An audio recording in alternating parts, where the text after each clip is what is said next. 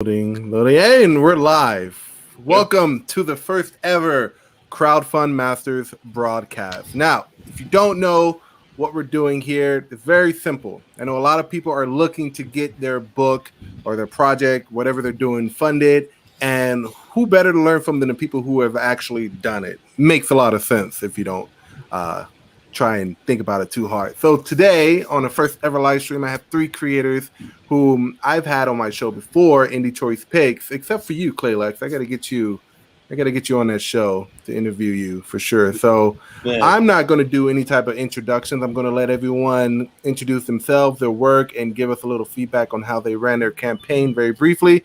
And then we'll get into the nitpicky, picking the brains and trying to see what you guys did and what works for you and what doesn't. So if you're watching, make sure you got a pen and paper. Be sure you're taking notes because it's going to be great. So Clay-Lex, I will start with you, man. Okay. Introduce yourself. Well, I'm Robert, or a lot of people just call me Clay at this point. That should be just replace my first name. I'm the creator of Clayman, Hero of the 22nd Century, and yeah, and I don't know how I got my campaign to keep going. You know, it was a bit of luck, but a lot of great marketing to go with that too. A lot of connections, about 3 to 4 years of helping out people, getting all those connections and helping me out and all that. But yeah, it just went smoothly, you know, at least, you know, for me. Yeah, I remember you from Twitter before I got the boot. Yeah, I saw that. That was, I don't know why. I got so mad over that. It is what it is. But I remember you were one of the ones in the inner circle there who were, you know, more experienced when it came to not only just making comics, but also running a good campaign. And you said you were doing it, making connections with other people for 4 years before you started your campaign? Yeah, I did it back in 2018. I started going in connections when I made the character. I wrote it. I paid my first artist for it. And then the design got better and better. And then I got the confidence to actually make the comic. And then my friend Nicholas was like, hey, you know, I want to do this crossover. And it's like, okay, do you want me to pay for it? It's like, no, I'll do it for free. And I'm like, okay, if you want to go for it. And then he did it, and I was like, holy shit, this is really, really good. So then after that, and then like people kept going, oh, when are you going to do your crowdfund? When are you going to do your crowdfund? And then I was like, okay, I'll do it. And then I did it February of this year, and it came out with astounding success. I think I broke my record, like my $500 asking goal about like before day 2 started. I know that. So it was like pretty well received, you know, and already people were asking like, oh, I missed it. Are you going to do a second chance Kickstarter? And I'm like, yes, I am in the future. Definitely. Right on. All right, man. Well, good luck to you. We're going to be picking your brain a little later. Yeah. Brett, you're up. Introduce yourself. Okay, I'm Brett Mcgowan. I'm the writer-creator of Changeling and Urban Fairy Tale, and I'm 1/3 of the founders of the Mythoverse, along with my two partners, Matt Schrin and Dan Sakaro. Mm-hmm. And as far as like my experience goes, it's really just been surrounding myself with people like Dan and Matt, because I mean, don't know how many people remember this, but our first crowdfunder was not for one book. It was for the first 3. It was for the first issues for all 3 of the Mythoverse launch titles, which was mine, Changeling, Dan's Adobe Kroger Dim Commander, and Matt's Mythics. And right. That crowdfunder at times, like especially towards the middle, got extremely nail biting, but we somehow managed to get past our, I think it was a 6K goal, if I remember correctly. But it was just we got just over it, but we were happy enough just to make goal on that, and from that we just kind of kept building and building. We ran crowdfunds for issue 2 of Mythics and Adobe Kroger respectively. Matt, I think, ran his last. It was either summer or autumn. Dan ran for Adobe Kroger earlier this year. I want to say it was I think it was March. I'm a little bit fuzzy on the exact dates. and I'm currently running issue 2 for Changeling, which at the moment is about 86% complete from reaching its goal. Right. I remember you, Dan, and I forgot the other guy's name. You guys came on my show when you guys were launching your show. I mean, launching your books, and I got all 3 of them, and they were really good. I did not get the second issue of Adobe Kruger and Mythic, but I will do my best to get issue 2 of Changeling, because I thought how you guys weave together your entire universe was very, very interesting there. I know we see it all the time with the MCU and other shows that have their shared universes, but this is actually something that is fresh, is original, and is different. You know what I mean? Yeah, well, by the way, I just linked you to our merch store so you can buy issues 2 of Mythics and Adobe Kruger at your leisure. Oh, awesome. Thank you so much. All right. Moving on to, last but not least, Bitsy Tandem, who I've known. I don't know how long I've known years. You. I know. I met you on Twitter. Right? I bought your book. I liked it. My wife liked it. And then you started going further with your art has gotten so much better since that one book. I just have to say that. Wow. Thank you. You're always doing something new, and I love it.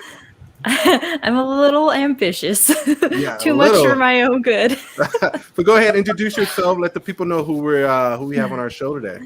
Hi, I am Bitsy Tandem. I am the writer and illustrator of Maiden in Disguise, which is the headlining comic of my Eoterra Entertainment little publishing company, who we have big plans for it. We want to get into tabletop games and video games and, of course, tons and tons of more comics along the way. And we just had our second successful Kickstarter, and it was to publish the redone version of the original Maiden in Disguise Book 1. So that was, like 5 years ago when I when I made my very first manga ever. And we are redoing it, making the final draft, if you will. And how do I say it? We did the Kickstarter to get it published not only in English, but also in Japanese. So that should be out this August. That's exciting. Yeah, we got funded. We got almost double. That was really nice. Almost double funded. So here's the Japanese manga. Yeah, take it a step back. You said you got it both. Now, I know people who do they got the English version and then they go ahead and do a different language in another version. But the people who are writing a different language, and correct me if I'm wrong, they normally speak the language. Are you fluent in Japanese? I am very much not fluent. I do speak Japanese. I do live in Japan, but we have a company in Tokyo who will be doing the translation for us. Oh, okay, so you got somebody on board to do all the translation for you. Yes. Okay, I was so cute. I didn't know there was a Japanese version of it. That's interesting. Yeah, not yet, but there will be August or September. Okay, when you do your manga, are you doing it traditionally from the right to left, or are you doing it more Western, left to right? So originally back in 2012-ish, I wanted to do everything black and white and the traditional manga format, but I got strong-armed into doing it full color and in an American format because I live in America at the time. And my friends were just like, you have to do it this way. You have to do it this way. And I'm like, fine, I'll do it like a traditional comic. But we're going to keep it in the American format just because living here in Japan, I've learned that they don't mind which way it is. It doesn't matter. They read both directions, so it won't throw anyone off here. And in America, it's just like it'll just be like another comic book. Right. So, okay. Easy peasy. Well, there's our panel first week. So we're going to get into the hard-biting questions because I'm working on actually crowdfunding one of my first projects. It's a manga too. Right now, it is currently free to read on my Dan's website. Here. Nice. Hey, Dan. We got to get you on here next time. I was going to say, too, it's like Dan helped me out so much, too, with Clayman. It's not even funny. Right. The Mythoverse, I'm not exaggerating when I say the Mythoverse would not have even gotten a third of the distance it did without Dan. Right. Yeah, his artwork is really great. I have his artwork sitting up on my wall. That's Leandro. Yeah, that's him. Although Dan did illustrate his own webcomic Molly Beans. No, it was pretty good.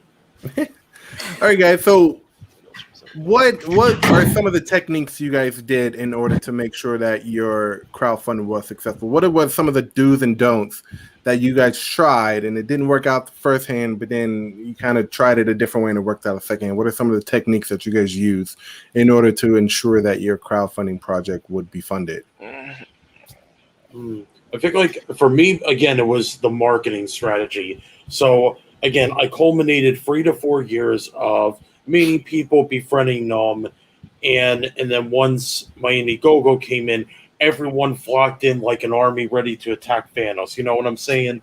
Mm-hmm. They go in, swooped in, they put in their stuff, what they wanted, and like I said already, I got my book like fully funded by day one, which was absolutely insane. It was like, I can't remember everybody who helped out, but it was like, I think the Mythoverse helped out. I think might have been Wicked Publishing who helped out. Rags helped out. Just like just like everybody, as far as I know, helped out with this, because they were like, look, Clay busts his ass to support us. We're going to support him. And I'm like, that's just how it should be, simply in comics, you know? Right. When you say marketing and, helping out, what does that entail exactly? Like, were they sharing your campaign? Were they contributing to your campaign? Yeah. Okay, so you were going on like maybe live streams with Dan and Brad and other creators out there? Yeah, I told people that I was open for interviews and going into live streams to talk about my campaigns. And most of the time it's been very successful when I did that. Okay, that's nice. What else, you guys? Who else has any tips and tricks that they can share? Well, I can definitely say having that support network is invaluable. I mean, like, as much as... as sexy as the image of being like the lone creator who just comes and conquers, that doesn't. Let's be real. I know that guy. That's not gonna be what happens to most of us. Right. I think the creator of Kaya's, I forgot his name, he did a manga and I got the first issue. He was on my show. And this guy said, you don't have to have a following, but if you market the right way, you'll crush it. And I think he crushed his he had like maybe $1,000 goal and he crushed it by 5 times that. And this guy, you go to his Twitter profile, he has like 37 followers. And you're like, dude, how do you do that? Like, what are you doing? And he didn't really do any kind of live streams. He didn't do any type of network or anything like that. He just came. He made sure that his video was on point. He made sure that everything was self-explanatory to where people can go on, make sure that they knew what they were getting, what the story was about, and make a pledge. And he was very, very, very behind that. And it worked. Like, this guy never really had a following at all. And to this day, like, even though I'm not on Twitter anymore, I don't know where he's at, but I'm still waiting on issue number 2 of that book. But wow, like, I don't know. I guess certain things work for certain people, so to speak. Well, yeah, there definitely isn't a one right way to do this, but there's 1,000 wrong ways to do it. Oh, most definitely. And I guess it comes down to what you're comfortable with, but at the same time, you kind of got to get out of your comfort zone and do those live streams and do those appearances and do those talks and do those interviews in order for your work to get out. Some people don't really have that social butterfly personality sometimes. Because I remember, Bitsy, you were kind of like a recluse yourself, right? Yeah, even now I'm like physically shaking because talking to people is scary. No, we're all friends here. We're all cool. You've been on my show twice, you and your husband. So you know me. I mean, you see my face everywhere. So what are some of the things that you did to ensure that your campaign was successful? I really like the analogy of if you start the party, Kickstarter will like come and bring it to another level. That's not the right words for it, but basically you just need enough people to get you going, and then once the ball starts rolling, Kickstarter does really kind of feed into that. So what I did is I guess prepared my audience. So I just posted on social media for a month before, like every single post, every single day is like, we're having a Kickstarter. It's coming. It's coming. It's coming. Yep, I was there. I saw all those posts. Action is coming. Yeah. It was exhausting. It was a lot of work. Now, when you were doing that, what kind of engagement did you get? Now, when you were posting those promos every day, and it was every day, trust me, I saw it. at top of my newsfeed, whenever I got on Instagram, I saw it right then. I'm like, this girl is going. She's going hardcore. Now, the engagement with what you posted on your social media versus the results that you got from your Kickstarter, were you like surprised? Like you weren't getting a lot of engagement with those posts, but then people actually went and backed your project. Like, was that what were some of the balances there? Was it more engagement and less backing, or more backing and less engagement? Definitely more backing and less engagement. I don't know why, but I don't have a way with words, and I can never get anyone to interact with my posts, like anywhere. So I don't really have a big following, and I don't really have a lot of interaction, but I do have a lot of friends. So most of my fans are, people who I talk to and are, nice to, I guess. No, like we become friends, or like colleagues like you and tons of other comic creators who I talk with, and we're just friendly. So I've saw a lot of those people, the people who I constantly just interact with in general, came out and they supported, and that's really great for that first push. And after I had like that baseline of like $1,000, because we went for 3,000 ish on my last one, and that was kind of scary. But we got that little baseline, and then Kickstarter brought more people. So I would say 50%, maybe a little over 50%, are all strangers. Maybe even 60% were strangers from Kickstarter just coming in. So that's really cool. When you say that Kickstarter brings those people in, does that mean like the algorithm kind of puts it on like the featured page or something like that, and people can be like, oh, what's this? Kind of. I mean, honestly, I didn't get like tons, but it would be like a few here or there. So like I got a little boost from projects we love, and that brought in like 5 to 10. Then I got a little boost from being on the top of the comic page for like a day, and that got another like 5. And it was just those like constantly posting, doing updates, and doing these live streams. I did a lot of live streams, and it was just like every time I brought in someone organic from my fan base, I suppose, Kickstarter would almost match that by boosting my thing up and bringing it in. So it's kind of feeding in from both directions. Oh, that's interesting. So it's kind of like with any other social media that has like an algorithm, the more you bring in, the more you're featured, I suppose. Yeah. So, that's interesting. I didn't know that. So what would be the best? The two main platforms that I'm aware of is, of course, Kickstarter and Indiegogo. Some people prefer Kickstarter, others prefer Indiegogo. I'm sort of kind of liking the whole thing that you just said, Bitsy, about Kickstarter kind of helping you out there. I haven't heard that from Indiegogo. I could be wrong, but in your opinions, you guys, which one would be the best platform to kind of launch your campaign, or would you rather use one or the other, or both? Okay, for me, I would definitely say probably Indiegogo, because not only, I mean, to me, one word, in demand. So you can, if you wanted to, and I'm not saying you shouldn't, because like some comic people keep doing and they never put out the comics. It's like, oh, I'm just going to put out my thing on in demand forever. So then like I get all this money and then I could do whatever I want to later. It's like being the Star Citizen of comics or something like that, But with in demand, I was able to keep my thing going for a little while, and I was able to get like $1,000+ from that, and it really helps. I kept spreading it out, gave me more time to do it, chill out my my stuff, and then people got more interested, and that's how it is, because I extended it for at least like another couple of months, but by the end of the day though, everyone got their books so far, so that's good. Nice. Okay. Nice. Who's next? I've been on. I can't speak on Indiegogo. I haven't used the platform, so I don't have a good That's fair. opinion on it. But, I haven't done on Kickstarter, so I can't say anything for Kickstarter yet. I will say what I do like about Kickstarter is that it's relatively low risk for the backers, because Kickstarter is an all or nothing deal.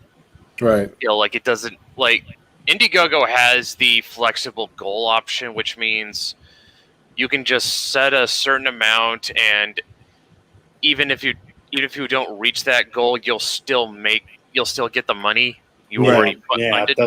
Wouldn't that be more of an appeal for creators? Because let's say you don't hit your Kickstarter goal, something happens, you don't reach it, It is, but there's something to be said about like how not.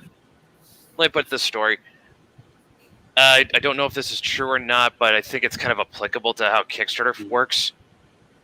There's an anecdote that goes that when he landed on the New World, Cortez had his ships burned, and so his men were very well motivated. Right, because you can't go back. Yeah, so there's something to be said that because Kickstarter doesn't give you that safety net, it motivates you to try even harder. Yeah, it's a high risk, high reward situation. Right, makes sense. I do think it. Well, yeah, as far as the creator goes, but with the backers, it's relatively low risk because if you don't reach goal, they don't get charged. Yeah. So yeah, they're only gonna be charged if you make it goal by the end of the campaign. Right. Yeah, I get that. I understand that. But I know people who've run Kickstarter, they didn't make their goal. They get so discouraged that they don't even want to try Indiegogo. You know, I found Indiegogo and I'm like, oh, flexible goal. You mean if you don't hit your goal, you still have that audience there. You know, that few people that gave you their money. You have like whether it be one person, whether it be 5 or 10 people. If you don't hit your goal, you still can get your book out to those people. You know what I mean? So you still have a little bit of audience there. So when you run the next one, those same people might return for the next issue there, and you can still start readily building your audience there versus not making it on Kickstarter and ending up not having an audience and no one to back that book to. You know what I mean? So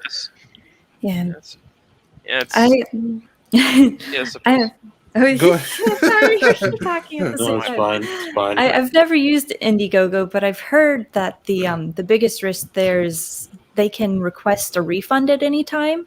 Yeah, they can. Is that true? Yeah. So I've been a little wary about that because I think it depends on what your goal is. If your goal is just to sell books and have pre-orders for your book, I think having an Indiegogo is great.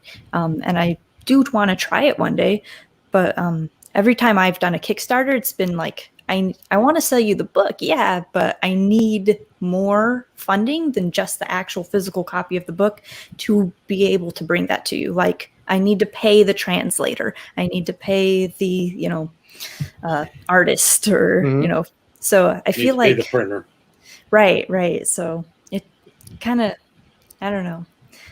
I feel like there's that little slight difference of like, do you need this like lump sum? Are you trying to build like something bigger than just your comic, or are you trying to just get your comic out there? Like, both are valid, right? And so I think it less depends on the platform and more depends on what you want out of your crowdfunding. Right. Now here's a question, and it's an interesting question because people, ever since I started the Indie Choice Pick Show, people ask me, what should my profit margin be? What should I be making from this book? So that's a very good question. I guess that's kind of like it's subjective to you guys. But what would be, and this is for all the people who ask me this question because I don't know, and I'm still trying to figure it out for myself. Yeah. What is your profit margin? How much do you make per book that you sell? I gotta know because people have been asking me. I want to know because I want to get a good idea when I launch my Kickstarter. Like, what is something that's reasonable for me to make? Yeah. Let's see. Well, in terms of when I did the Indiegogo, I think the asking price I did was like $500. So it seemed like try to go. To me, it's like what my printer guy said, Matthew, aka Skinny. He goes by, you gotta go like not too much, like try to go as low as you possibly could, but you still need that money to print out the books and give everyone what they want. Heck, even like my future Kickstarter, I did not go that. Originally, we were kind of debating, should we do 500 again? Or should we go in between, or should we go 1,000? I said, let's go in between. So for that one, I'll say it now. It's like it'll be about like I'll ask about maybe $750 for the base goal for the future Kickstarter. So again, not that much, but like there'll be some more bonuses. Like hopefully like variant covers, bookmarks, right. trading cards, that kind of stuff. You can even I even have one thing where you could do custom book, so you can have maybe one variant on the side and then the other one, because you guys seen the double books, or you flip them. That one was like genius on Matthew's part, and I'm like, I want to expand upon that in the Kickstarter and hopefully not get everyone confused about how I do the thing, you know. But right. But I guess my question was, well, how much of that? Let's say you're on a campaign for about $750, right? You reach $750. Let's say you go over and you make $1,000. Yeah, how which much? I did in the thing. Yeah. How much per book do you make personally? Like, how much is going into your pocket as a creator, as someone who spent their time drawing this book? Good question. Well, yeah, let's see. Well, most of it went to me. Then it went to my printer, and then I think that was it. But because like the printer, like it took a little bit for the delays, he didn't keep most of the money, so like he just gave the rest of it to me. But then I forwarded back to my artist, Ivan Fiorelli, who's doing Clayman issue number 1. I forwarded it to him. So again, like I said in my Indiegogo, I keep my promises. I didn't keep most of that money. That went to Ivan. So you know, I just forwarded back to comics. You know, you gotta pay your artists, and you also have to make, you know, I wouldn't say ends meet, but you also got to make sure that everything gets done. So, like a perfect example who did this right was Von Klaus, the creator of Monster MD. I think he banked over like some insane number, like $100,000. Yeah, and it was he crushed it. And when I finally got my book, I got on the phone with him. I'm like, "Hey man, I need to pick your brain." I was trying to get him on tonight's live stream, but like, he couldn't make it. I gotta know. I gotta know, dude. How did you bank?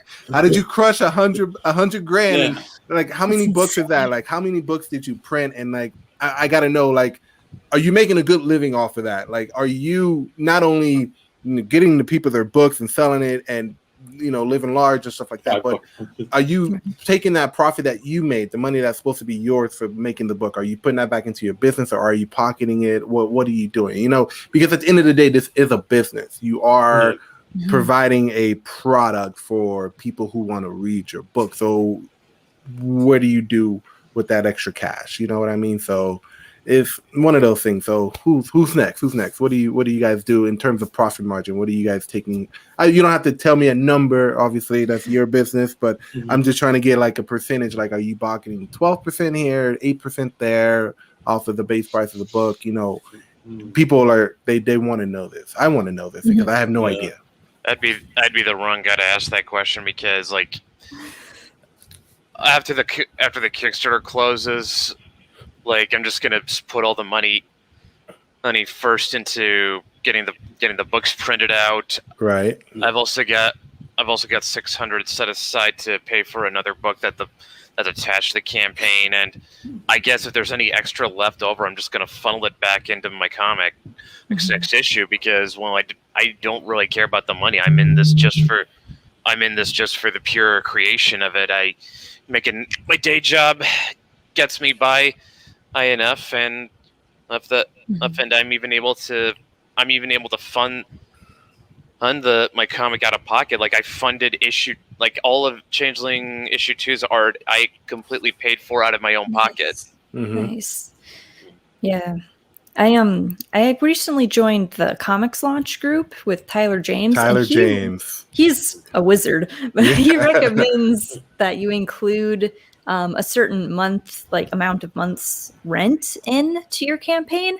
I've never done that because it's just like you said, it's always, I don't take anything home from these Kickstarters. It goes to the artists, to the printers, and if there's anything left over, it goes to the next book. And it just keeps rolling over. I keep the business account separate, and it all just rolls into itself and back into the business, back into web hosting, back into whatever the product, the book, whatever comes next needs. Well, so, I mean, at some point down the line, you're going to want to make some money, you know, put it into your pocket eventually, right? Be nice. You know. So, like, what let's say this scenario, right? Let's say it cost about $10 to print a book. Would it be such a bad thing to sell it on Kickstarter or Indiegogo for $15 and you make $5 per every book sold? Is that a reasonable way to kind of look at that, or what? Yeah, that's perfectly reasonable. My books are full color, so sorry. No, you go. My books are full color, so they cost $15 or more per book to print. So I sell them for $20, and I usually bring home $1, $2, $3, depending on where in the world it's shipped to. So That's Yeah, another it's thing we not got to talk much. about. Shipping has been a pain in the ass. But Uh-huh. let's go with this one. So $5 per book. You're able to get it printed for $10. You upcharge it for $5. So let's say you have 50 backers, $5. You're looking at about $250 in your pocket. And that sounds pretty reasonable. Yeah. Yeah. Yes. Okay. So a lot of the things I read, just like Bitsy, I've been listening to Tyler James. I've been getting back into that, and I think I got there was a digital book from one of Tyler's buddies who kind of breaks down, certain things you got to watch out for. And one of those things, wouldn't you know, would be shipping. You have to account for the shipping. I don't know how Von Klaus did it with $100,000 worth of books to ship. I can't even fathom how many boxes he had in his garage and had to haul down to the post office and pay for shipping for all of those books. No. It's ridiculous, but you do have to account for that. And I know it goes into the overall price of whatever tier people go for. So if you have a $10 book, of course you're going to say, I want to make $2 here. So now you have $12 and it's going to be about $3 to ship. You have $15. So you kind of have to go ahead and incorporate that into your cost when it comes down to breaking it down. What are some of the ways that you guys account for the shipping when it came down to it? Did you kind of just... I got a story for that. So like, I call it the Great Matthew Printing Fiasco. Okay, sounds so familiar. So basically, as the months went by, so we'll go from what is it? Yeah, basically, February to, or I guess like maybe it was like March, April to July. It was basically. So I basically was nagging on Matthew over and over. Did you ship the books? Did you ship the books? I gave you the money. Did you ship the books? And he's like, oh yeah. It's like, and then I think like finally around April, May, he was like, okay, I shipped the books. They should be out. And then it was like June, and I was sweating bullets. And I'm like, look, it's been a month. No one's gotten their books. What is it? So it was like, he goes over to the post office and he says to himself, these old ladies work it, whatever. And like he got so, I believe he got like really, really mad because there was my comics in the post office dusting in the corner. They did nothing to them, nothing at all. So Matthew had to pay out of pocket to get them shipped again. And he's like, yeah, no, next time, no, I'm never using their service again.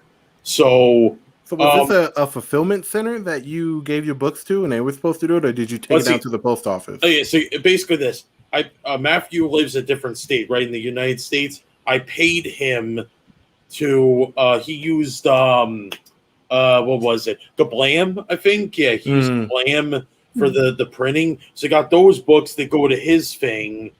And then he basically ships them out. So I pay a guy to ship out my things. It's almost like I'm paying a printing service within a printing service kind of ordeal. Right. So so basically they do all the dirty work and I just have to pay them and that's it. No stress on my head over about it. Right. Well, now which one is better? Because I know when it comes down to actually packing and shipping books out, it's a pain in the ass. Like I can already see that right now. Yeah. Especially if you go some insane number like Von Klaus did. I mean, like, I don't even know how he even began to start doing that. And he had to sign every book and then send the books out. It was insane. You have to rent a storage unit, I've heard. Right. I've heard horror stories of people where they had to store some of their books because they just couldn't get to them all the time. But would a fulfillment center be a better bet for most people to just do it? Because I'm kind of weary that fulfillment centers won't get the books out in time. Like I've heard stories about some fulfillment centers not doing it right or anything like that. I guess if you get a volume like what Von Klaus did, it's kind of one of those things like, okay, you might need a little help with this. There's no way you can fit all these books in your house, sign them, package them up, and haul them down to the post office, right? Mm-hmm. I've tried something new this last Kickstarter because I had a very similar experience with USPS the very first time I did my Kickstarter. We did a small goal with a small number of books, and I thought, I'd handle the shipping. It'd be easy, right? You bring it to the post office. Don't use USPS, please. UPS, FedEx, don't go to USPS. I literally have a USPS next to where I live, and even I'm like, look, I don't care if it's a 2-3 minute walk from my house. I'm not using it. No, I'm not. I've heard It's a horror stories about our nightmare. postal service. I don't care and how I'm like, short a walk or distance it is. I'm not going there. If you're right. mailing more than 2 things, they just freak out. They're like, I can't do this. This is going to take all day. And it does take all day. And it's expensive. So this last time I did drop shipping instead. So no distribution center, I didn't have to handle anything. It's just drop shipping. So I have my printer ship it directly to each individual person, which is a lot of back work typing, but it wasn't that bad. Well, what do you mean by that? Like you sent your printer to send out the book, like. So I use Printful to do stickers, and then I use my printing service is Ingram Spark, and they will ship 1 copy to you if you want. And instead of shipping the 1 copy to me, I just shipped it to, backer number 1, backer number 2, backer number 3. It's a lot of typing, but it's so easy. It's a little more expensive. It is pricier. So I had to go and calculate shipping costs beforehand, and it's up in like the $10 range per book sometimes, depending on where. So I'll incorporate the shipping cost into the price of the tier. So higher level tier, half the shipping cost is in that tier, and then whatever I say for shipping is the other half of the shipping cost. Right. So it's pricey. There's a lot of things when it comes down to that comes into effect, like the shipping. And then I've heard horror stories where people's cars who backed your, book, their cars declined or their cars expired. And, now that extra money that you would need to print a book is no longer there. Do you guys normally have your books printed beforehand as the Kickstarter is going, or do you just kind of wait for the final number? Like you have your goal. Let's say you're going to make a goal of $2,000. That's equivalent to about, 100 books. Do you already go ahead and get those books printed, or do you wait to hit your goal, get the money, and then go ahead? Because you also have to take into account whatever amount Kickstarter takes from that cut. Because I know they take a percentage from your final amount. Indiegogo does too. Indiegogo does too. So you gotta have to incorporate that. Yeah, the more you make, the more they're gonna take, and that's why that's how they make their money. So I think it was I had made 1,500, but they took like almost 500 from me. But I still have like $1,000 something dollars, so it wasn't bad to me personally. So you still have to take into account those costs. I think Kickstarter is like 15% or something like that. Something weird. Like that. Yeah, it's like 15%. So if you make $2,000, 15% of that, I'm not doing math right now. It's Friday. It's been a long week, but they just added a calculator right onto their back screen. So when you're typing in, I want to charge this amount, they'll be like, you should calculate the taxes and stuff. And that's really helpful. So you can just check right there, be like, oh, if I need $500, then I'm going to have to charge $800 or something. Right. So you kind of have to balance out that game. Like if Kickstarter is going to take 15%, you need to find a way to kind of compensate for that. And I know people who kind of tear into their profit margins. So maybe they make 12% per book. They have to go down to 10% in order to cover that 15% offset that Kickstarter is going to take. And it's a lot of, I didn't realize how much number crunchings were going on here. Like I thought it was just like, here's a book, you can buy it and then I'll ship it to you. It was like, no, you got shipping, you got commissions, you got to pay other people to do your stuff. And it's one of those things that's like, wow, I had no idea that, you have to really sit here and calculate what it is you need to do here. It's why sorry, you go, Brett. Sorry. I say this a lot to people. Like, if you want to be successful at comic creating, you're going to have to learn how to get good at a lot of stuff that is not very sexy. Right. Stuff like accounting, stuff like logistics, stuff like printing. It's just like, what shirt? My shirt? Oh, yeah, it is a cool shirt. It's just simply white. It's a lot of management. In fact, honestly, that's a good way of putting it. Like, being an indie comic creator is like 10, maybe 20% actual comic making. The rest is project management. Oh, most definitely. I didn't realize that there was such a big business side of this thing. I know people they kind of dive into this thing as like, I have an idea, I can write a book, I can make money off of it. But if you're not crunching the right numbers in the right way, I mean, these platforms, they can really screw a lot of people over if you don't understand, that 15% offset that Kickstarter takes, the shipping. Because I know a lot of people didn't incorporate shipping into their calculations, and they ended up having to pay out of pocket and actually coming out into the negative when it comes down to it. And it's hard. It's hard. Like I said, it's not fun, but you need to do it.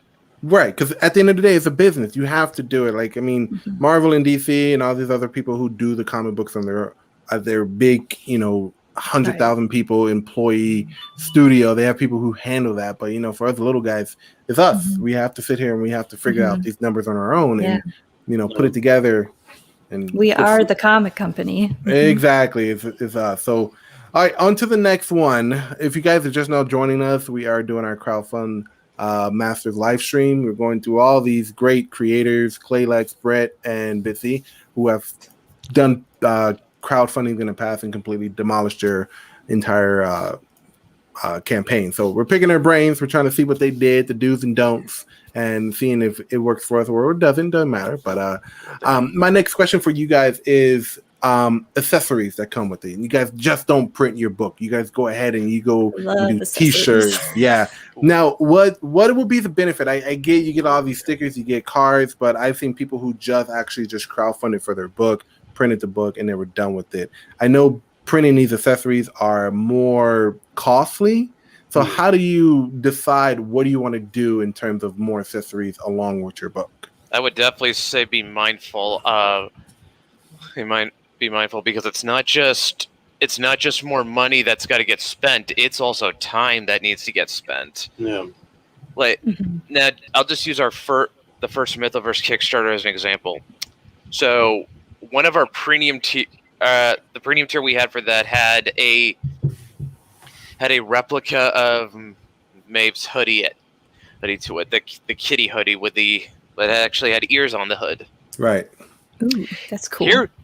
It's cool, but here's the snag that came with it. Yeah, I remember this, but I'll let Brett say it. Yeah. Here's the snag that came with it. That is not an item that we could easily mass produce. We set that tier to limited. I think about 20 of them. Yeah. Dan's wife had to sew them all by hand. Oh my God, you're kidding. Now she loved doing it, but it was a very time-consuming process. Oh, I bet she's doing 20 hoodies. Now, obviously, the answer to this question is probably going to be cost, but why use Dan's wife instead of going to Because like I said, we could not find a service that could do it that could mass produce these. So the design to Maeve's hoodie is just that unique. Wow, really? Yeah. That is interesting. Wow, 20 hoodies. Oh man, I can't even begin to fathom that. So I know people who do t-shirts and they go out and find out which ones are going to be more effective and which ones are going to be less effective. Like I've been very hesitant on doing t-shirts or anything like that because those usually can be easily anywhere between $15 and $20. And oh yeah, I would definitely if you're gonna do shirts, put them up for print on demand and as part of a merch store you have. That's what we do. What I've done with the issue 2 campaign was instead I offered for a campaign exclusive poster that was done by an artist friend of mine, and there's also our year 1 omnibus, which collects the first issues of the first 3 comics plus the first volume of our gag manga Mythochibis. And there's, let me see, what else did I put in? The highest I kept it all the stuff that was printable. Stuff that's not, that's stuff that's not going to cost a lot of money. It won't eat it, and more importantly, it's not going to cost more time. Right. Because, like I said, stuff like shirts, stuff like figurines, that's all neat. That's all neat stuff. It's all cool, awesome. That stuff costs time and money. Yeah. Yeah. For like the you said you did that awesome hoodie. What my friends at the comics launch always say is if you have a really great product that goes alongside your comic, do another Kickstarter for it. Do a separate one. If people love your comic, they'll kickstart funding your whole product. Be like, I want that plushie. Let's make it. And you can do a whole Kickstarter dedicated just to the merch. But yeah, that's a really good idea. I know, right? I want to do one for figurines and plushies so bad, and like gamer gear. Right. That's actually really good. If I get my hands on like 3D printers and stuff that I can use to like print figurines, and then hire someone to mold those files, and then I can print them here and print them, and then just send them off to the people. I mean, that would be a really good idea. That'd be awesome. That would be awesome, right? That'd be cool. But you've got the means to do it yourself, Will. So that's like, it's. I mean, I'm going to assume like you're familiar with this thing enough that you know how much time it would take you to print out a figurine. So you've got enough familiarity with this to know how to manage the time that it would take with that thing.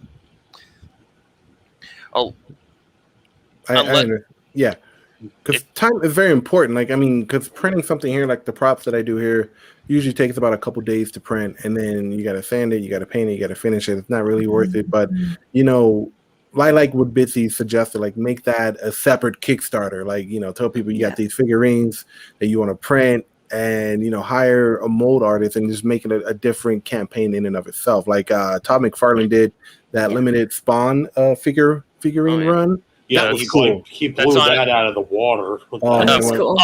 Well, of course he did. It's Todd McFarlane. Yeah. Right. When mine came, I completely forgot about it. I saw this big box on my porch. I go, what the hell is this? I open it up and I see Spawn on the box. I'm like, oh shit, it's my freaking figurine. And I tore that box open so fast. It's so cool. If Sauron, if my colleague Sauron was in this right now, he'd be very jealous of you right now. He is a massive Spawn fanboy. Oh man, I loved it. It looked so good. It looked fantastic. You know what? I'm gonna add him in the Discord so you can rub it. So you can show him a picture and rub it in his face. Honestly, I'd love to have like a figure of Clayman. I mean, that would be really freaking and I would get Todd to do it because Todd's cool. Yeah, and then like if you ever like read or like kept up with the updates from Todd, like it was such a pain in the ass because this was something that he did during the pandemic, the lockdown. Yeah. It was stupid difficult for him to get everything out coming out of China because everything was on lockdown. But he did it. Todd, trust me, if Todd McFarlane's one of those people, like he caught on very early. I remember seeing an old interview of his where he talked about if I'm going to succeed at being a comic creator, I had to succeed at business as well. Right. Yeah, I remember that. Yeah. Yeah, you got to be. It's not about what you create. It's about how you sell it. You got to do it. Like you can be the best writer in the world. You can have the best story in the world. If you don't know how to sell it, then what's the point of it? You have to really know how to get. Oh, most definitely. I would definitely say. Pretty much any comic creator, you need to have some level of skill with salesmanship. Oh yeah.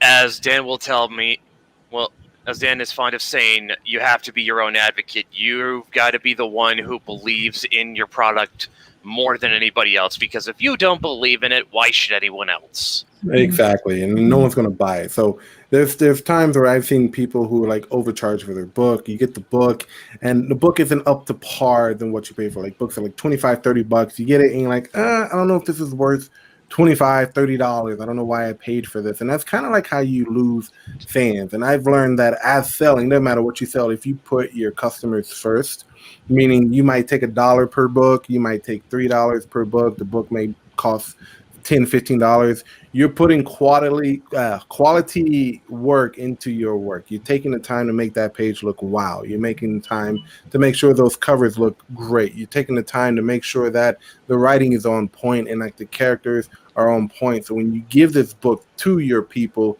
they can, look forward to the next one and so on and so forth. It's a complete learning process when it comes down to these things. And no one is holding your hand. That's the worst part. Right. No one is holding your hand. I mean, you gotta This is why I'm doing this live stream with you guys. Right? I know people need to understand that. You gotta. There's people out there who've done it. If you do choose to kind of figure it out on your own, great. But everyone out there who's done it, they're willing to show you what they did in order to get there. Von Klaus, if you're watching this, man, I need to know how you broke $100,000. One creator I can think of who really he gave his backers a lot of value for their dollar was Doug TeNapel with his Earthworm Jim book. Yeah. Like that's if I remember, and the Bigfoot one, Bigfoot Bill, that one was pretty. Yeah, good. But I'm bringing up his Earthworm Jim book because I remember this thing being like it's hardcover. I think it's got embossed lettering on the title. Yeah, and hold on. I think I have it. Hold on, let me check. Okay, good. Yeah, and gold and gold leaf on the pages. Wow, that is pretty dope. Now, if I got something like that from a backer that I got, that would be dope. I would love that thing forever. Yeah, okay, can you zoom in on Clay? Can I zoom in on Clay? I don't know. Can I? Yeah, just so people can really take this thing in and. There you go. There we go. Yeah, show them the page. Are the letters embossed? Are the letters embossed, Clay? Let's see. Well, you can see the page too. There's gold over here. Yeah, gold leaf. But yeah, but the title, the letters on the title. Letters on the title. Are they embossed? You know when they're slightly raised. Huh? I think so. Yeah, I think they're cool. But yeah, no. How much? What did you back for that? How much did I back for that? Shoot, I think like $20 for this. Really? I think so. Yeah. That looks like something that looks like something that would go for 50, 70 at Barnes easy. I paid for that. Yeah, I paid. Honestly, I would have paid 50 for this. It was that good. That's insane. Yeah. How can you have a profit margin? Doug TeNapel knows the game. Yeah. Well, having those custom printers like in your pocket, if you know somebody and you know how to get a good deal on something and you do like a bulk run, you can make a good profit margin.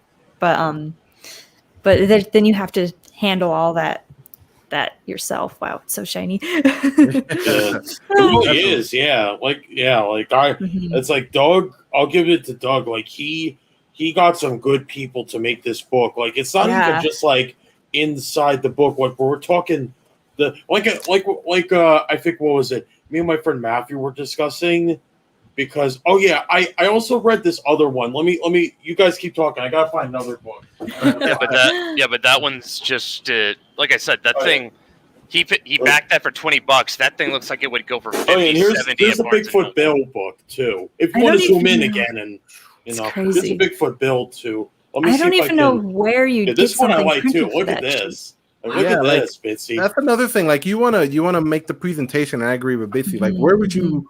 Who would that? Yeah, like what would be the cost on that? I know you want to wow your people. It's great, but like, okay, I want to do that with my book. Let me show you an example. So this is my first Kickstarter, and we went for 500 or 800, I forget, but I think it was 500. And this one costs me almost $20 to print, and it's a big book, but it's only 100 pages, and yeah, there's color, but I'm like, by the time it's printed and shipped, I charge almost $30 for it, and it's like, I would much rather have the other printer for $20 and have like the embossed lettering and the gold leaf. Who does that? That's insane. That's so hard to find. Insane. And that's such a great appeal when you're I think that's a little bit more for when you're established. Like if you're working on your 4th or 5th Kickstarter, that's one of the things that's like, this is for my fans. I want to just thank you guys. So here's a special edition, solid gold metal cover of all the books combined. I think people will really go for that because that's really, really good stuff.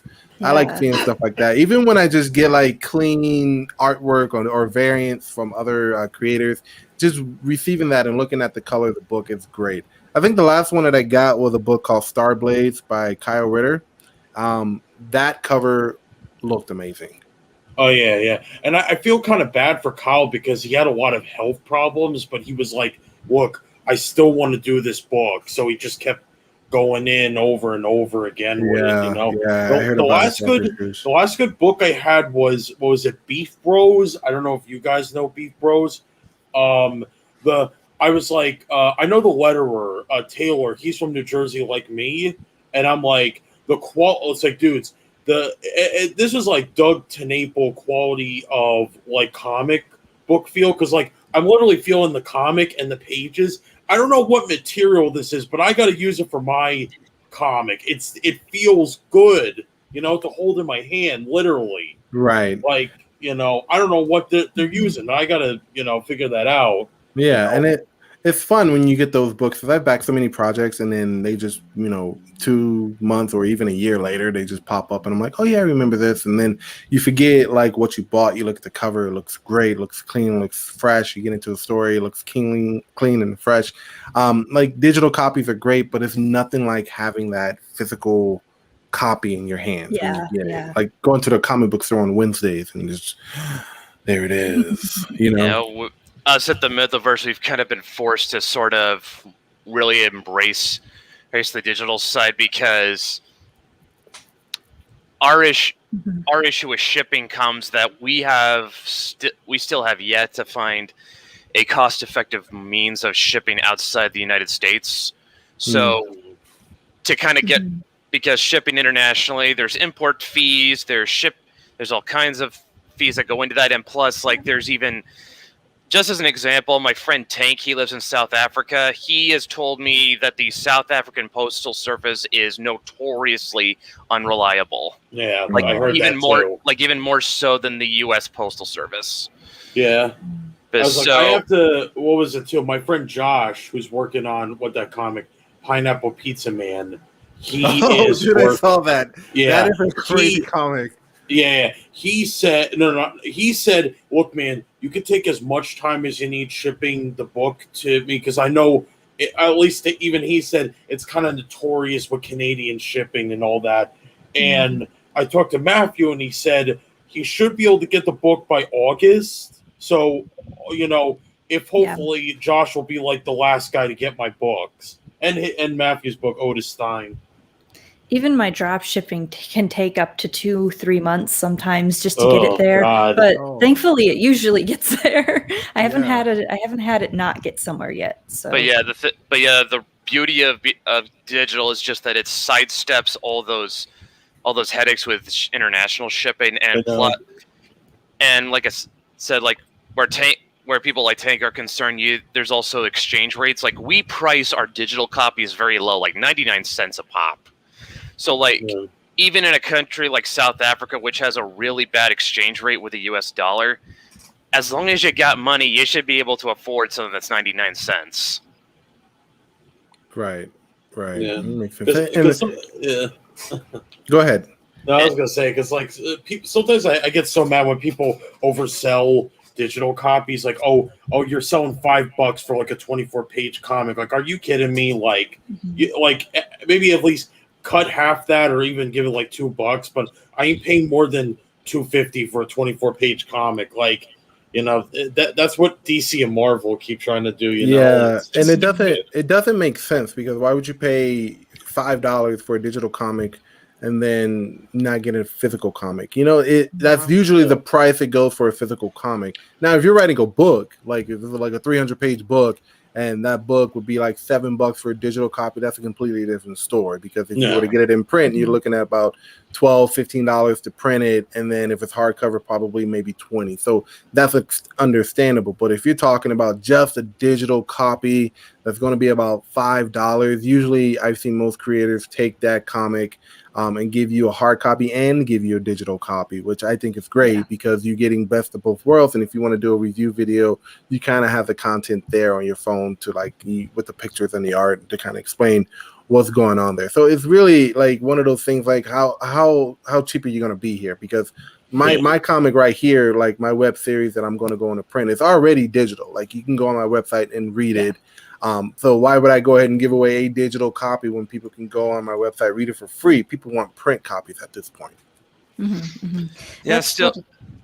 Go ahead. Sorry, but still, I mean, like, I don't know if we'll I know Clay. I know Clay knows Perch, but Will Bitsy, do you guys know him? Say his name again. Perch. No, I might have seen him on Twitter, maybe. Okay, so Perch is a comic shop owner in the Seattle area. Yeah, he's in my neck of the woods out in Washington. Okay. Washington, but yeah, Perch. I watch a lot of his videos, especially the ones that talk about the business side of the comic industry, because he knows this stuff very well. Right. And he's even spent a lot of time in Japan. He's got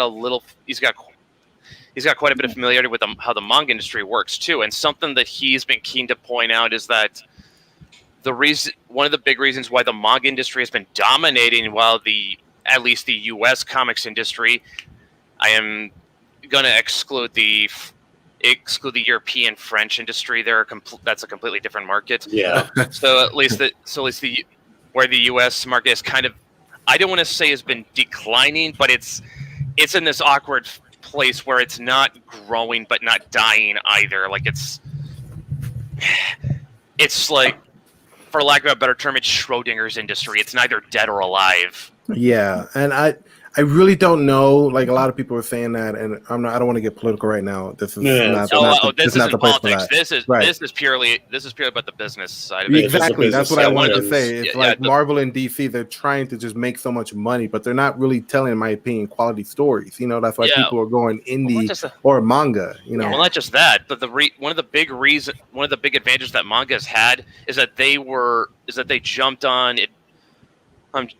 Jumped on changes in technology. Shonen Jump has a mobile app that I think is relatively Viz Media, I think. No, not Viz Media. Shonen Jump. Oh yeah. I don't know what the price is, but I don't think it's that high. Yeah, it's only like $250, I think, a month or something. You said Shonen Jump. I haven't seen a magazine from Shonen Jump in almost 10 years. Yeah, me too. You just need to go to the grocery store. They're everywhere. I have not seen a Shonen Jump magazine. Go to Barnes and Noble, Will. They still sell at Barnes and Noble. And I used to take those to school and read the Dragon Ball Z manga out there. And I'm like, wow, dude, Shonen Jump.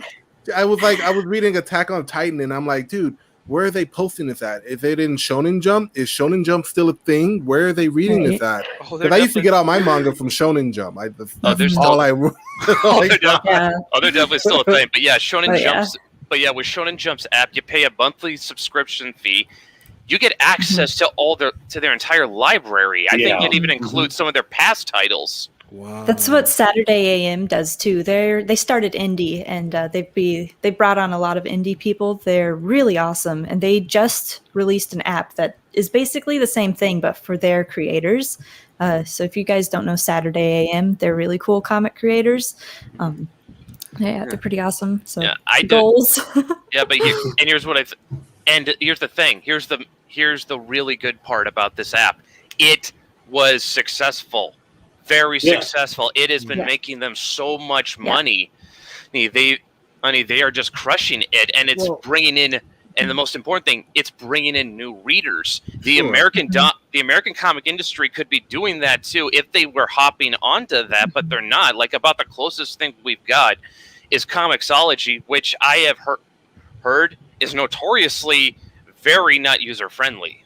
Yeah, it's weird how it works. Honestly, you're better off just selling your comic normally on the normal Amazon website, the Comixology. Right. Well, okay, Brett, explain this to me, because I know Marvel and DC do have like a digital platform to where you can get the digital comic on your phone. I know what Clay said. It's like $5.99 for like a digital comic, which doesn't make sense because that's more expensive than the actual print, but.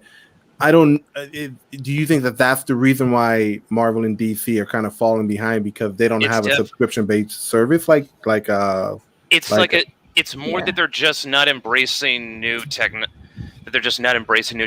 Because, like I said, Shonen Jump managed to grow, bring in new readers because they knew that a lot of the kids, they were on mobile devices, they were on their phones, and that was the easiest way to get them to access their manga, because they'll get on the app, they'll check out the manga on their tablet, on their phone, they'll say, hey, I like this, and then who knows, maybe somewhere down the line they'll find find like a collected volume in a store and they'll pick it up. Right. And that's just even more money they take. Yeah, that makes perfect sense too, because I remember DC they were going to release their Milestone Returns comics. They're going to do that all digital, and then last minute they decided to go print. And I don't know. I to me, in my opinion, why not do both? Why not make the digital copies a little bit more accessible financially, like maybe $2-3, and then if you want to get the hard copies, go ahead and go into the store and get like $4 copies for it. But I know Marvel and DC, they've been bouncing back and forth between print. We're just going to do print here because we don't want to waste money, and then they're going to turn around and make it a print. And I don't really know like what their strategy is. They're very non-committal to both. Like, if they would just pick a lane and stick with it, they'd probably be better off. But it's like they're saying, like, maybe we want to go digital, but maybe we want to stay with printing, but digital.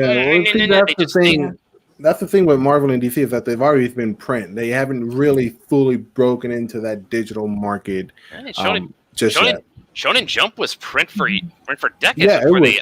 One of the cool things that Shonen Jump actually does is so they still have their printed monthly really thick boys, and the reason why those are nice and cheap and you can pick them up anywhere, and they're worse quality than the digital app. So it's like you've got the classic, you can look through it and it's nice and big, or you can go on the app and get the really crisp line art. You can get that really crisp ink look, or you can go to the store and buy the manga from the actual, individual copies and stuff. So they've got 3 things going on, probably more, honestly. They've got this business on lockdown for sure. But yeah, it's like they won't limit themselves. Anything and everything. They've got merch. They've got everything. It's all over the place here. It's like can't turn a corner without and it's another thing to bring it back to the Western comics industry. Like, I'm not going to name names here, but I have seen more than a few pros bemoan how much piracy is cutting into their sales. And I'll just say one thing: music industry. Yeah. Apple. They made iTunes. Made all the music on their service easy to access. Guess what? Sites like Napster, they went out of business. Games industry. We got Valve makes Steam. All the games on their service are easy to access. It's all about what's easy. Piracy game piracy sites, they're out of business. Comics industry, when they're dealing with piracy, they're like, what do we do? Right. Make it better. Make it faster. What do we do? And like I said, that's the thing the manga industry caught on to. Make it easy to access, and because they understood. Yeah. They've been dealing with manga pirates for years. They understood that those were always going to be a thing. But if they could offer that same conveniency, that same level of convenience that pirate sites offered, because that's why people went to pirates in the first place. They didn't go because it was free. They went there because it was convenient. People will pay for that convenience. Yes, they caught on to that. They made their content easy to access. Pirates are still around, but they're not cutting into their profits like they used to. Right. Yep. And it kind of is one of those things too, because my guy, he works at a comic book store, and every Wednesday I ask him, what's good? He always points to the manga section. He goes, this is good, this is good, this is good. And I'm like looking at him, I go, nothing from DC and Marvel is selling? He goes, no, like we sold like 1 million copies of Demon Slayer last week. And I'm like, yeah. What's the disconnect? What's going on here? I was gonna say too is that like when I went to Midway Comics in New York City, everyone was clamoring over the manga section, and because there was, what is it? No one gave a crap about the current event that was happening. I guess I'm trying to remember. It was Marvel, right? They were in Asgard for some 100th time or whatever, and everyone was like, "Nah, we just want to see the new My Hero Academia stuff." And I'm like, and my bro was clamoring all over that, and he got the latest. Volume. So I was like, "Oh, that's cool. That's cool." When I there's definitely a metamorphosis. And it's funny too because the cover for My Hero Academia, it was like definitely doing a reference to the Star Wars Episode 4 cover where Luke had his lightsaber, but instead of Deku was pointing up. Yeah, that was a good. That was a good one. And again, I was gonna say real quick too. It's like don't be afraid to do references like that. We'll like it. We'll like that shit. I mean, they did that too with. Sorry, you go. I think the reason why I don't want to, like, some people don't want to do references is because they don't really know what the copyright laws are. Because Disney has been notorious for just saying no, this isn't available, even though they don't really own like the licenses. Like they tried to like copyright somebody's Loki's fan art. And they were like, "Well, we own Loki," and I was like, "No, you don't." He's a deity. So yeah, I remember that. And someone literally was like, rightfully complaining that Disney tried to copyright him, and I'm like, "I'm cosplaying as Loki. I'm not wearing any makeup. This is my face." And they literally tried to block his face. Right? And he's like, "I can't. I'm not wearing any makeup, or I don't have surgery, or whatever. This is my legit face. You can't copyright my face." Because people, I've seen people who launched like variant covers, and they were like references to, like X-Men, Power Rangers, and other pop culture references to kind of get people to say, "Oh, that looks cool. I want to get that cover." I do actually have a cover. My issue 1 cover, Clay. What was it, Clayman? It is actually a Hulk reference, but from the what is it? It was back with I think it was the Universal Studios one where they had that big poster of Bruce Banner and the Hulk. I actually took reference from that as a kid. Yep, long time ago. I know a lot of creators who know that, but they're scared to launch those covers because they don't know what the repercussions. Yeah, because of Disney legally. And stuff like that. Yeah, but yeah, go on. Yeah, that was my point. Most people like I have a lot of references that I want to do for covers and variants, but I don't want to do them because I don't need Disney or Marvel coming down on me. But like, we can't use that. We want like a cut of your money for that. I can definitely relate to that. In the first issue of Changeling, there was my artist Victor Camp, and he drew a parody of Marvel Loki onto a cereal box, and I said, "Ooh, we are gonna have to change this." Right? Yeah. It's because it's like it could. Like, he was bummed out, but he understood. The mouse plays dirty. Mm-hmm. Yeah. It's not. It's not. My colorist Ginger ended up going over it and making it a really spooky parody of My Little Pony. Yeah. Copyright law is so weird here in Japan. I've seen Hello Kitty with like a slightly different name, like Hello Cat, and like on. Like, it's the weirdest things too, because it's like, why is this being sold to construction workers and being used at a construction site? I'm so confused. I think, isn't Hello Kitty like a really big cultural phenomenon in Japan? It is. Yeah, it's popular. It's like up there with Dragon Balls. With Dragon Ball and Sailor Moon, just for sure, pop culture penetration in Japan. Yeah. All right, guys. So I'm gonna have to wrap this up here, but before we go, from each of you, I just need you guys, and you heard me do this on my show. Just give me one good tip and trick that you can give out to the world on how to run a successful Kickstarter. That's one thing that you believe is the bread and butter for your campaigns. Go. Oh, okay. So I would say real quick is like, again, don't be afraid to make genuine friends, and then those friends will help you out in the future with your comic campaigns and stuff like that. And again, don't be afraid to keep shilling and shilling and shilling. People will understand as long as you understand what you are putting out there. It's all about understanding in that factor. Like, that's my piece. Nice. Next. Believe in yourself, because nobody else is going to do it for you. Believe in your dreams. There you go. All right, Bitsy, you're next. I think if you're just starting out, you should definitely start with a small campaign. Once you get that small first campaign, you can start building and building and building and building. But just get a win. Just get your first win. Keep it small and just win. Just get that under your belt, and hopefully you'll have some smooth sailing from there, right? That's fair.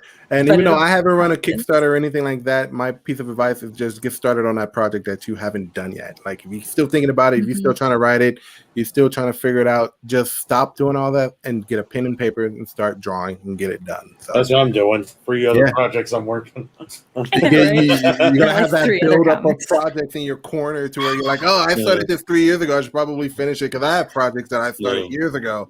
I haven't finished it, but I'm really into my project that I'm working on now. So I want to do that and maybe return to this one later. It's a lot of stuff to do. But guys, I do appreciate you coming on my first live stream. No problem. Really can dig. I wish we could hang out more, but I have a pregnant wife and she's getting hungry, so I have to go. I gotta go feed her. Yeah, I know. So thank you guys for coming on, and we'll probably have you guys on again. But if you guys aren't, tune in to next week's episode. I have other creators on, and if you know anybody who wants to come on a live stream, let me know, because I'm looking for people who want to come on and get their brains picked, so we can have these like at least every week or so. Cool. Nice. All right, you guys. Well, thank you so much again. And people watching at home, thank you guys for watching. We had a nice little viewership, if you guys didn't notice, but people are just blowing up in the chat section. Arnold Lopez, Itchy5, the Juke Point, Matanui. What did that sound so familiar? Bionicle. Oh, Matanui. Yeah, Bionicle. You're right. Matanui. I still had Mask of Light back when I was a kid, the VHS one. Dude, I was thinking about that movie the other day. I want to watch that movie. It's a good movie. It's a good movie. Right? It is a good movie. It came on Cartoon Network. Maybe it was on Netflix for a little while. Yeah, I think I rewatched it recently. I think it might be on Netflix. I need to watch it. Yeah. I remember I recorded it when Cartoon Network did a weekend show of it, and I had it and I watched it like all the time. It was such a good movie. I've still got a whole bunch of Bionicles I want to put up one day on a shelf. Dude, just do it. Just do it and put it on Instagram so I can see it, because that Toatahu, that was his name, the fire guy. Yeah, Tahu.